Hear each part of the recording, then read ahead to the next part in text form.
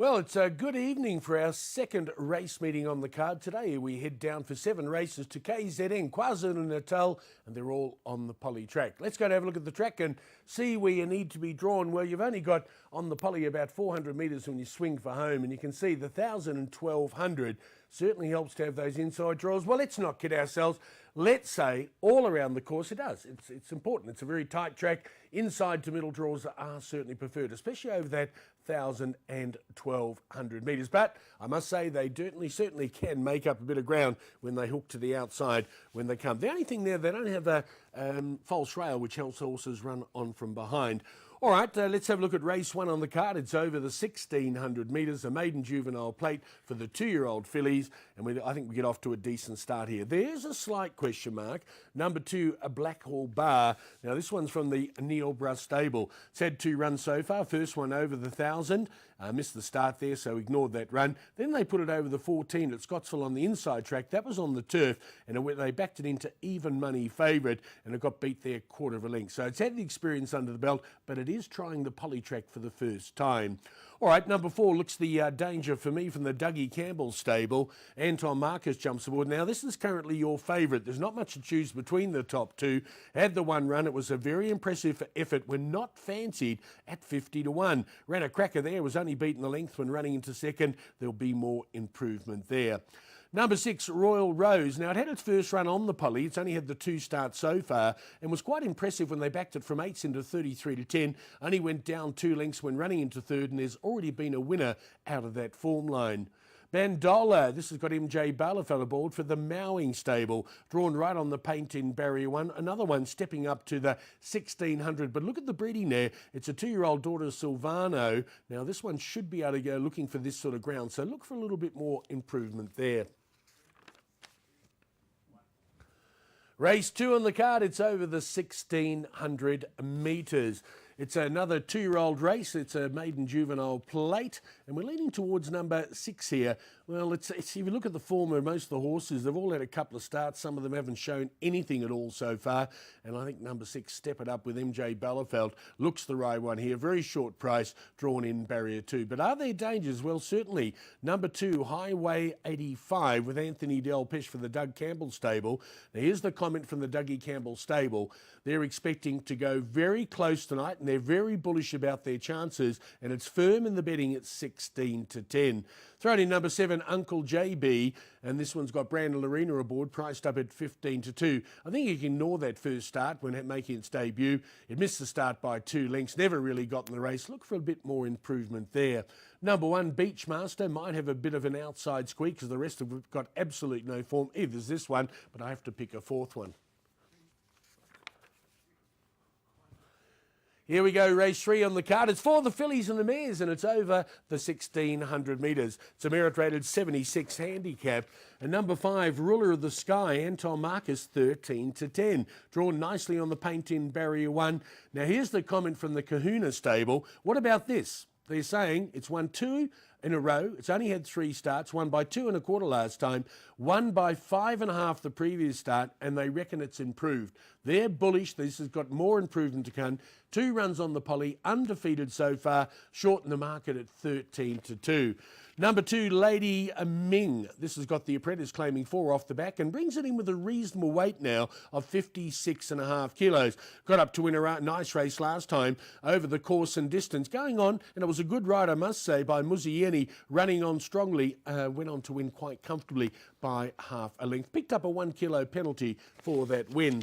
Number 8's also Runner Wandies. Gee, we've been tipping this a few times to you guys. It's run second on its last 2 occasions.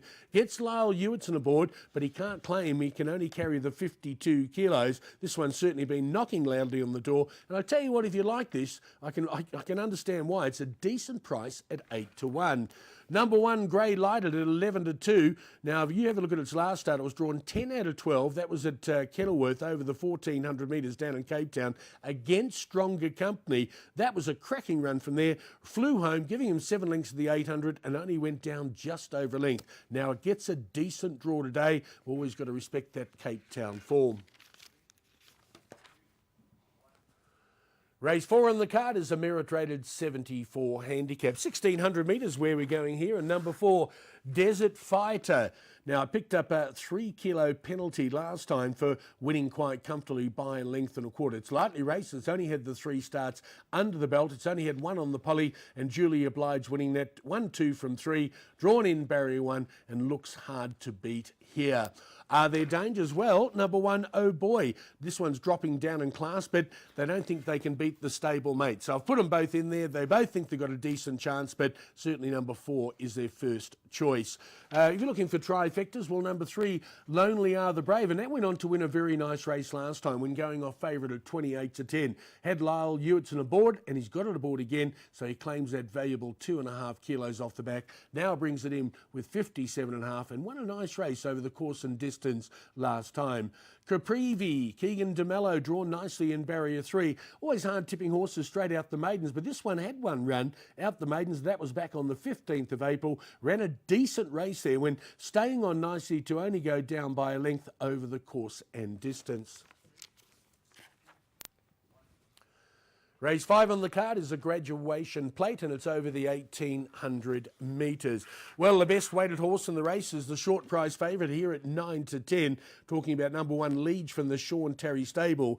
Now, they took it down for the season in Cape Town. Actually performed pretty well there. Consider the favourite for the Durban July is Black Arthur, and only went down 3/4 a length of that one over the 1,800 metres. Now, that's a top class run. Then they brought it back up to Joburg, where it won very comfortably by 6 lengths, but was disappointing last time, but that was in a classic. So coming back to this sort of company, puts its best forward, should be very hard to beat.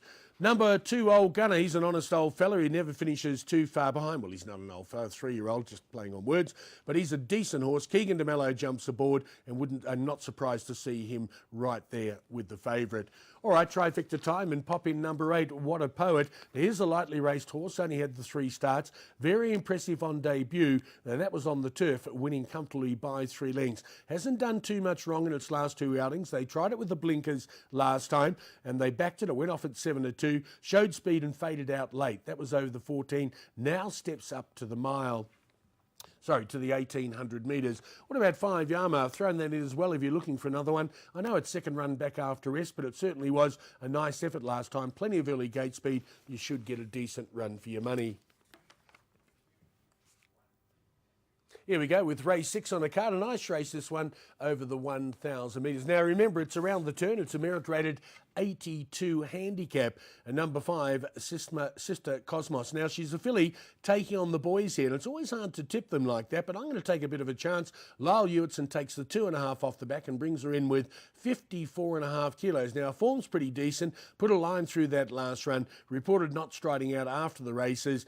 And I tell you what, she's a bit above average. It is a tough task taking on the boys, and certainly number 2, Big King, has to be respected here.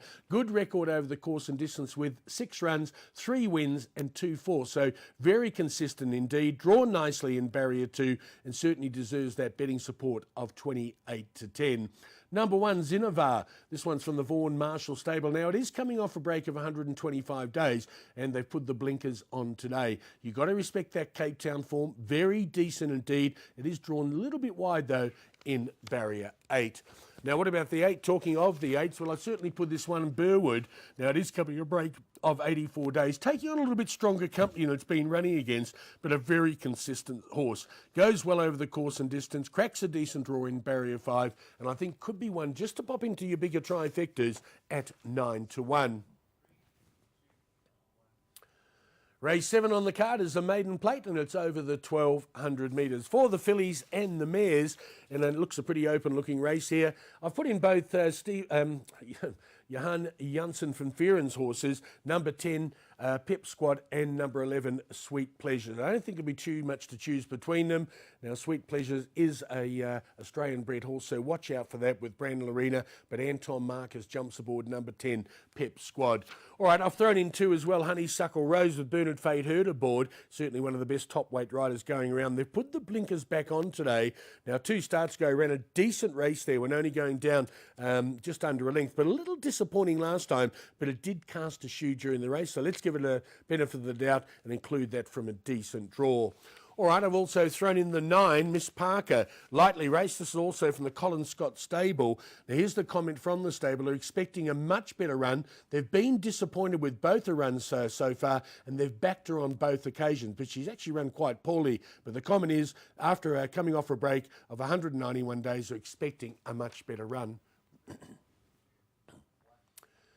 Yeah, it looks a very competitive card. I must say some of the well-fancied horses are drawn a wee bit wide. Keep an eye on that because it is a very tight track. We're going to be putting up all our selections at our Twitter account and certainly go and have a look at them and see if we can help you catch a trifecta or two.